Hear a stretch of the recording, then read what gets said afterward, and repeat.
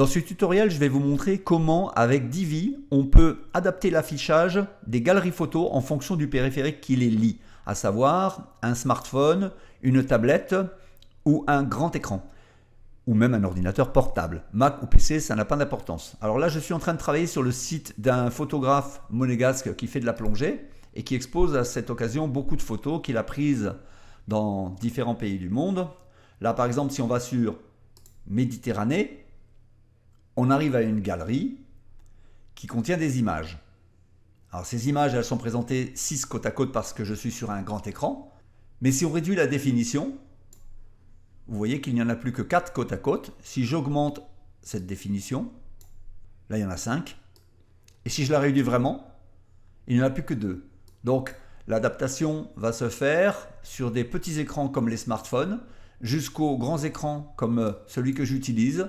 Et on va avoir entre 2 et 6 images grâce à un petit peu de code. Alors comment est-ce qu'on fait? C'est ce que je vais vous expliquer.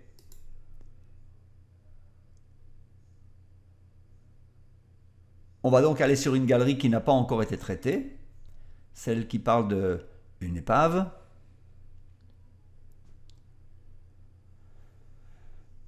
Donc là par exemple, vous voyez que ce sont des photos qui se présentent 4 côte à côte. Mais l'affichage ne changera pas même si je passe sur un très grand écran. Alors pour ce faire, on va activer le Visual Builder qui se trouve ici. Et ici, vous allez développer les menus dans lesquels vous allez trouver une roue crantée. Donc ça nous permet de régler des paramètres spécifiques à la page entière. C'est vraiment pour la page complète. On va sur Advanced ou Avancé en français, je ne sais pas dans quelle langue vous l'utilisez. On va aller dans Custom CSS. Et c'est ici que je vais intégrer une partie de code.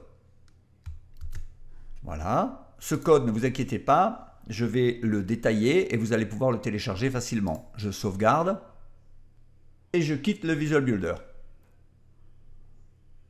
Donc vous vous rappelez que cette galerie contenait des images qui étaient 4 par 4. Et bien voilà, à présent il y en a 6 sur le côté. Et bien entendu, selon la définition du périphérique qui va lire, je pourrais avoir 2 images côte à côte, 3, 4, 5 ou 6. Donc c'est parfaitement adapté à être lu sur n'importe quel média. Alors ce code, le voici.